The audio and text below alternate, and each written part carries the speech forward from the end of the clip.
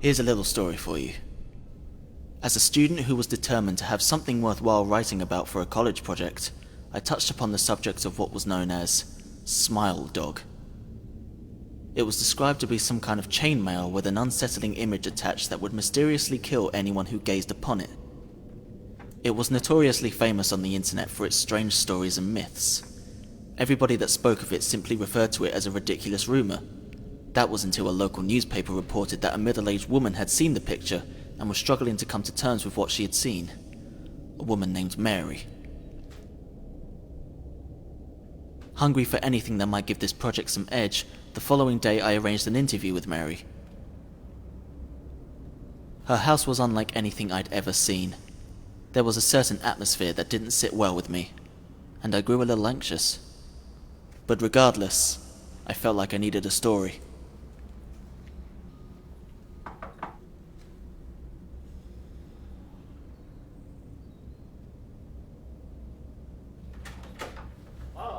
Mary's husband opened the door and welcomed me in, but as soon as Mary knew I was present, she locked herself in a room and began to start crying and speaking to herself.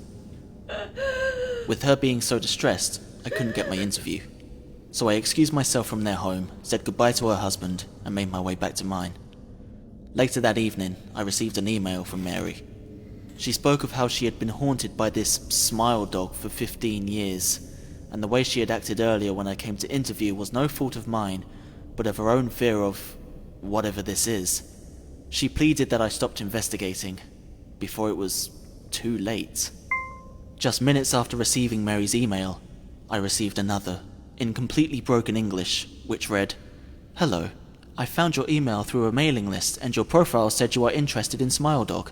I have saw it. It is not as bad as everyone says. I have sent it to you here. Just spreading the word."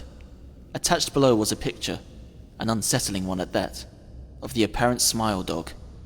It was very late, so I retired to bed, with the image burning in my mind. I felt uneasy, as well as a little worried. What's worse than that is that night was one of the worst sleeps of my entire life.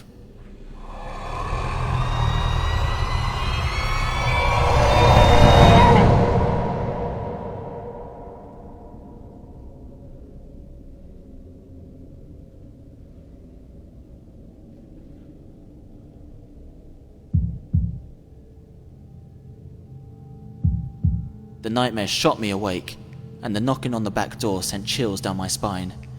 If it was someone trying to break in, I had to investigate. What happens next speaks for itself, and maybe, just maybe, not everything is as it appears.